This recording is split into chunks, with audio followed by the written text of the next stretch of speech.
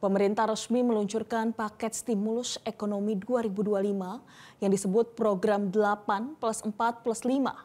Stimulus ini ditujukan untuk menjaga daya beli masyarakat, memperkuat sektor real, serta memperluas lapangan pekerjaan. Usai mengadakan rapat bersama Menteri Keuangan Purbaya Yudi Sadewa, Menko Bidang Perekonomian Airlangga Hartarto menyebut pemerintah masih akan melanjutkan paket stimulus ekonomi hingga Desember akhir tahun ini. Paket stimulus ini merupakan instruksi langsung dari Presiden Prabowo Subianto untuk menggenjot geliat aktivitas ekonomi masyarakat, terutama dalam mendongkrak produktivitas.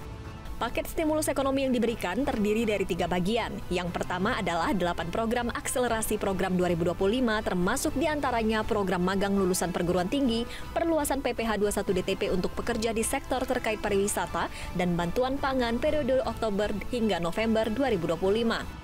Kedua adalah 4 program yang dilanjutkan di program 2026, yaitu perpanjangan jangka waktu pemanfaatan PPh final 0,5%, perpanjangan PPh 21 DTP, PPh pasal 21 DTP untuk pekerja, dan diskon iuran JKK dan JKM.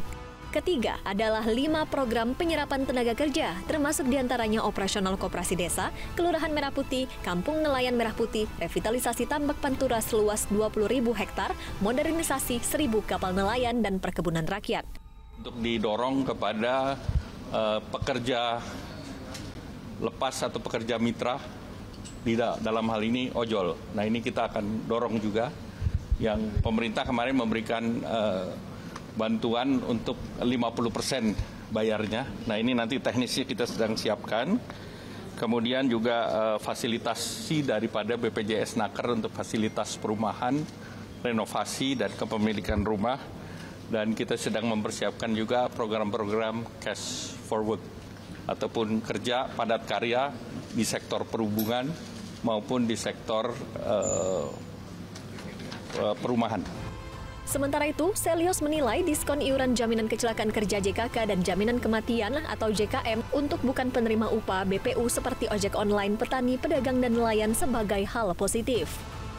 Memang menghadapi kendala untuk bisa mengakses BPJS Ketenagakerjaan terkait dengan JKK dan JKM. Nah, ketika pemerintah bisa mengintervensi di situ dengan berbagai skema dan berbagai bantuan dari pemerintah, tentu ini sangat positif sekali. Karena apa? Karena ini bukan hanya untuk meningkatkan daya beli atau meningkatkan sektor perekonomian, tapi ini adalah pemberian jaminan sosial bagi pekerja yang selama ini tidak akses ataupun tidak tercakup dalam JKK dan JKM. Nah, makanya ini bukan hanya soal insentif, tapi adalah ini soal pemberian jaminan sosial, dan ini saya rasa ini sangat bagus sekali.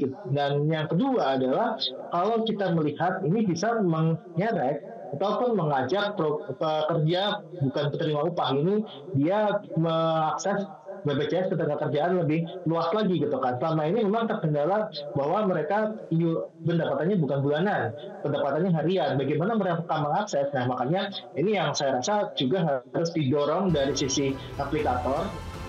Lalu, ada yang menggelitik dari penamaan program stimulus ini yang menggunakan angka 8+4+5. Nomenklaturnya mirip dengan tuntutan 17+8 yang disuarakan masyarakat sipil dan mahasiswa. Kesamaannya ada pada angka 17+8 dan 845 yang sama-sama menggunakan tanggal, bulan, dan tahun kemerdekaan. Bedanya, tuntutan 17+8 adalah tuntutan untuk reformasi struktural, sedangkan 8+4+5 isinya adalah stimulus ekonomi. Apakah stimulus 845 merupakan jawaban atas tuntutan 17+8? Kita tunggu saja. Semoga rencana stimulus ini berjalan dengan mulus. Tim Liputan Metro TV. Jelajahi cara baru mendapatkan informasi. Download Metro TV Extend sekarang.